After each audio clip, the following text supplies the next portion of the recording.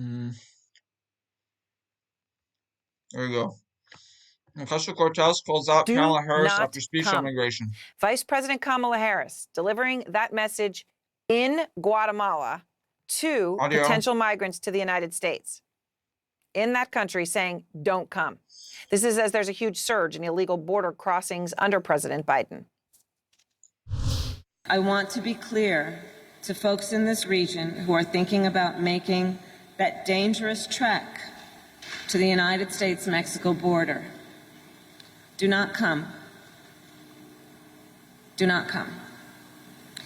The United States will continue to enforce our laws and secure our border. And I believe if you come to our border, you will be turned back. You will be turned back. Yeah, and so Fox News like completely fails to actually point this out. That when Kamala Harris goes to Guatemala, it's not because she's an all sort of actually caring person that actually wants to help Guatemalans. No, she goes to Guatemala to just help stop having people go north and then immigrate, whether legally or not. So she's basically doing this with the exact same mindset that Republicans have of just wanting to stop immigration. And yet Fox portrays her as some sort of weird lefty person who cares about too much about like people in other countries, which is just totally mistaken. Kamala Harris has a problem, but her problem is not that she's too much of a globalist. The problem is that she's a Nazi, okay? She's a Nazi just like Republicans, and she wants to prevent other people from migrating just because she is a Nazi, okay? And Fox somehow presents her as being this opponent when literally she's actually very similar to the people at Fox. And basically, the only thing is that Kamala is actually she's being rational with her Nazi idea, and she actually understands that if you want to prevent immigration, you have to like prevent people from being motivated to immigrate to the United States, to emigrate from their own countries. And whereas Republicans basically just don't want a logical policy. What they want to do is just like have people just pouring in, but then just like build a wall or something. But like basically, they don't want to actually solve the causes of immigration. And just like violence, they don't actually want to solve the cause of violence. So in practice, Republicans actually support pro-immigration and pro-violence policies, right? That's literally what Republicans are. They're pro-immigration, pro-violence, and then they just want to sort of put a band-aid on top of that doesn't work because it won't work. And they actually call out people who actually have anti-violence and anti-immigration stances for being like too far to like the left and too like a globalist and hippie and whatnot, when actually they are basically carrying out the Republican ideology more effectively than the Republicans. Democratic Congresswoman Alexandria Ocasio-Cortez taking on Harris, tweeting, quote, "This is disappointing to see. First, seeking asylum at any U.S. border is a 100% legal method of arrival. Second, the U.S. spent decades contributing to regime change and destabilization in Latin America. We can't help set someone's house on fire and then blame them for fleeing." Matt Rivers is out front in Mexico City for us tonight. And Matt, I mean, I have to say, this is really, really strong from Vice President Harris. She's in Yeah, Guatemala. and just like congratulations on Alexandria for saying that, because once again she is entirely right. Come, I believe you will be turned away. Do not come. What more did Harris say? You know, the vice president's office, Aaron, is calling this a fact-finding mission about the root causes of migration, which is really just a fancy way of saying that they're trying to figure out how to get less migrants arriving at the U.S. Southern border. And clearly part of their short-term strategy is that tough talk that you heard from the vice president there. But the only way to really substantively solve this problem is by addressing things like chronic poverty, chronic violence, chronic corruption, the kind of things that are actually sending people north. And I can tell you that the situation with all three of those things in Central America right now is very bad. We just got back from a reporting trip to a poor part of Honduras. We spent 5 or 6 days there last week, and I spoke to several dozen people who lived in this neighborhood. Every single person told me they at least considered traveling to the United States, or they will consider traveling, and huge sections of these neighborhoods were actually empty because so many people had left. But strikingly, Aaron, what we heard from these people is that they don't want to actually migrate. They look at this as a matter of survival. If they don't migrate, they cannot feed their families.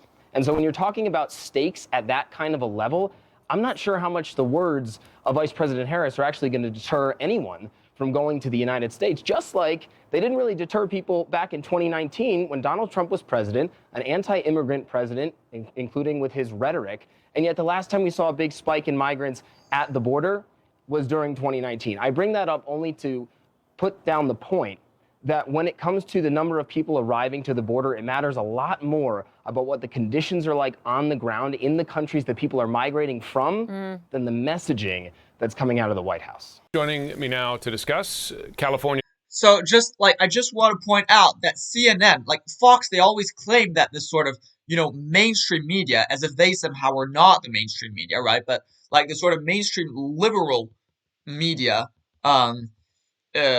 is like propaganda, biased propaganda, and they are presenting the truth and stuff. When like Fox News is literally not even news, but just like opinionated critique of other actual news.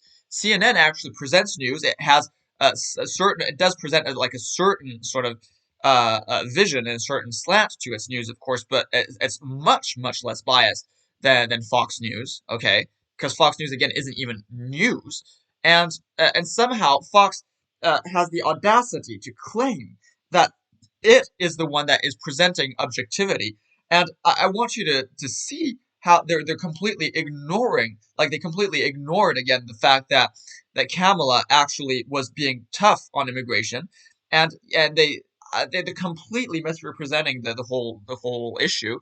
They're completely misrepresenting Kamala's stance.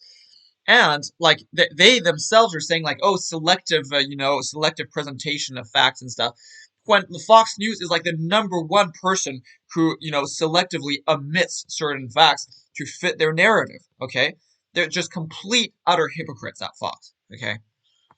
Democratic Congressman Raul Ruiz. He is the chair of the Congressional Hispanic Caucus, his district just about an hour north of the border in Mexico. Congressman, thanks so much for taking the time this morning. Thank you. It's good to be here, Jim.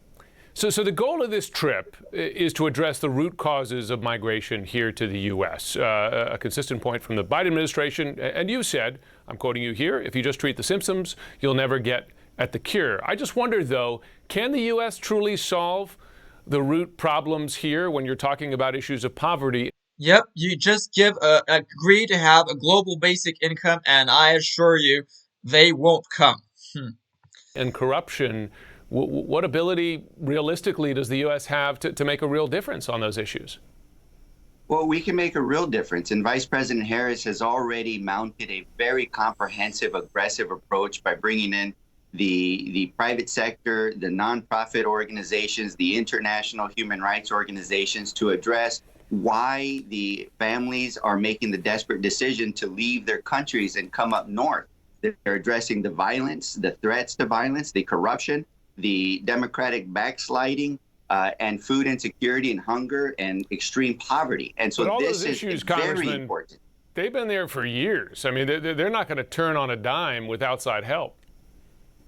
Well, they've gotten worse. One is because of the climate change. Hurricanes are more frequent and aggressive. They've devastated their agricultural industry. You're seeing governments that have democratic backsliding, and the cartels and the coyotes are more aggressive in their exploitation. So now is the time to really intervene. Look, we just had an administration that used hate, fear, cruelty, and family separations. They focused on the border wall, which was useless, and they've defunded all those programs that help people in their home countries. And so we're starting from below scratch and having to build what the past Trump administration has demolished in order to give people the hope, because they want to stay in their countries. They're making difficult decisions to come north because of their home that conditions. is another thing, right?